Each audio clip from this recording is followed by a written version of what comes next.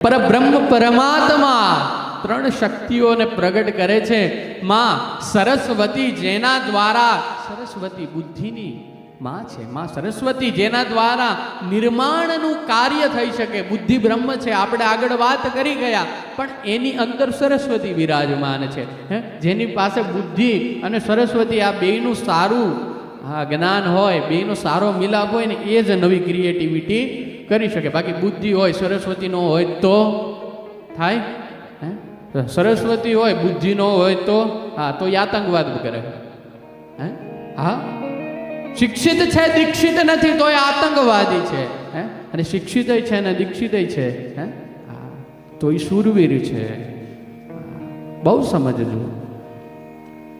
તત્વાર્થ આધ્યાત્મ દ્રષ્ટિ આપણને એ જ સમજાવે છે કે શક્તિ સ્વરૂપ આપણી અંદર જ આ બધું જ છે.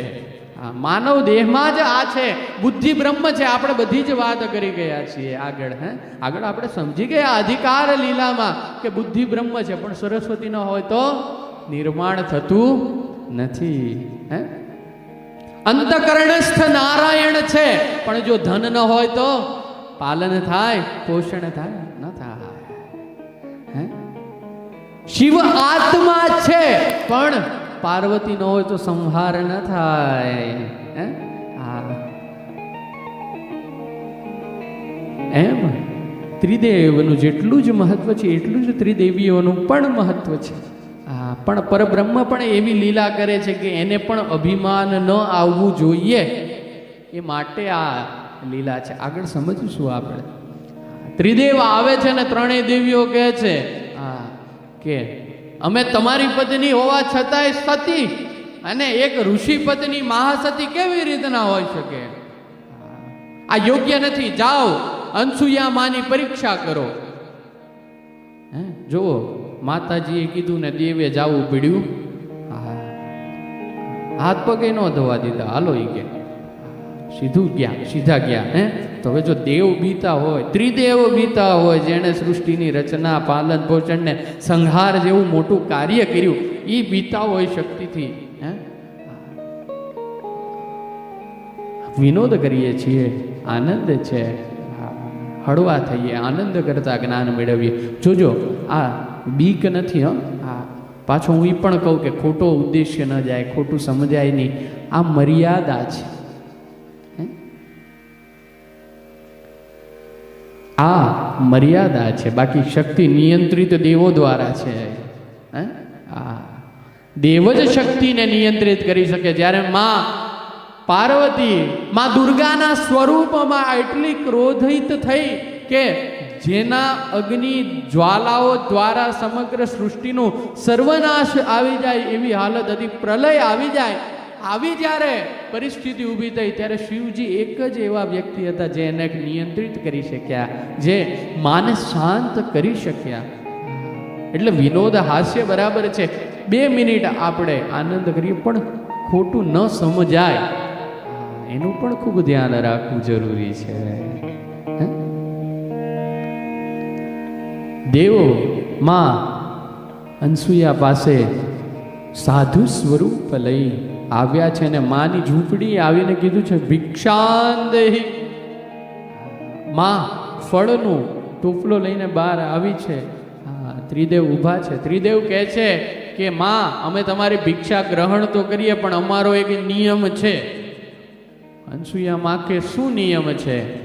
ત્રિદેવ કે અમને જે કોઈ વસ્ત્રહીન થઈને, નિર્વસ્ત્ર થઈને ભિક્ષા આપે એ જ ભિક્ષા અમે ગ્રહણ કરીએ છીએ. માં વિચારે છે કે આ તો કેમ શક્ય થાય? અને જો મારા આંગણેથી કોઈ ભિક્ષુક ભિક્ષા લીધા વગર જાય તો એ પણ ઉચિત નથી, એ પણ ધર્મનો ભંગ થાય. હવે શું કરવું? અને પોતે હાથમાં જળની અંજળી ભરે છે અને કહે છે કે આ 3 સાધુ જે પણ હોય, દેવ, દાનવ, ગંધર્વ, કિન્નર, અસુર, કોઈ પણ હોય, 6 મહિનાના નાના બાળક થઈ જાવ, જ્યાં પાણી છાંટે છે 3 દેવ બાળક બની ગયા. આ એક પતિવ્રતા ધર્મ સ્ત્રીની તાકાત છે, આ શક્તિની તાકાત છે કે ત્રિદેવને પણ બાળક બનાવી દે. અને ત્રણેયને અંદર લઈ ગયા છે પોતાની કુટિયામાં. અને હવે ત્રણેયને ભિક્ષા પાન કરાવે છે, ભોજન કરાવે છે.